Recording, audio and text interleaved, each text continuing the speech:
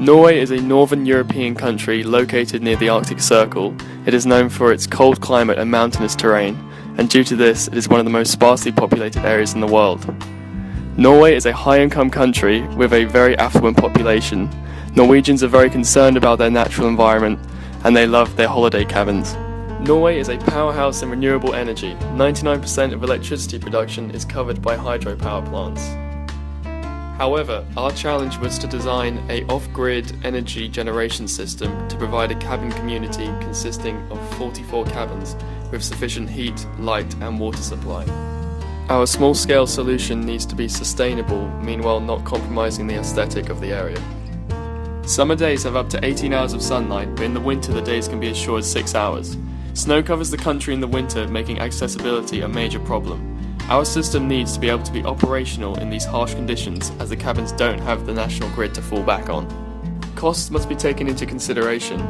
The cabin owner will most likely not pay for the renewable energy supplies we're designing if it's more costly than fossil fuels. Our solutions have tackled this problem by being more long-term solutions. Renewable power is inherently inefficient, so we must do our best to reduce energy losses. Our solution must be spatially efficient in order to not ruin the aesthetic of the Norwegian landscape, which is the main reason for owning a cabin. Norway prides itself on being almost 100% renewable, therefore this project should be no exception.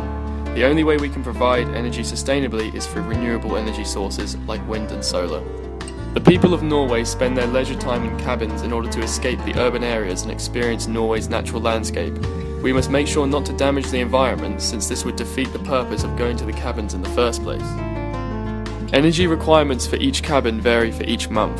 Due to the low temperatures in winter, a lot more energy is required for lighting and heating. We have estimated that we need to generate 240 megawatt hours to power the cabins for the whole year, 80% of which is used to heat the cabin and water. Our final solution for this challenge is to utilize wind energy, solar power and hydrogen fuel cells combined with hydrogen storage. Each cabin will have 2 wind turbines installed on the roof of 1.75 meters in diameter. Small wind turbines will be used to minimize the impact on natural beauty. A 240 meter squared solar field will be built in an area out of sight of any leisure attractions. Any excess electricity generated will be used for water electrolysis. The hydrogen will be compressed and stored in cylinders underground. We have estimated that we need 240 megawatt hours to power the cabins for the whole year. Our solution generates 300 megawatt hours in the average weather. Taking into account the inefficiencies of our system, we still have 20 megawatt hours left over stored as hydrogen. The cost for each wind turbine is £1,000 and they have a lifespan of 15 years. The solar panels are £800 each with 30 years lifespan.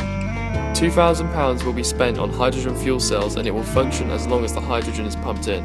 These longer lifespans mean that maintenance is less frequent.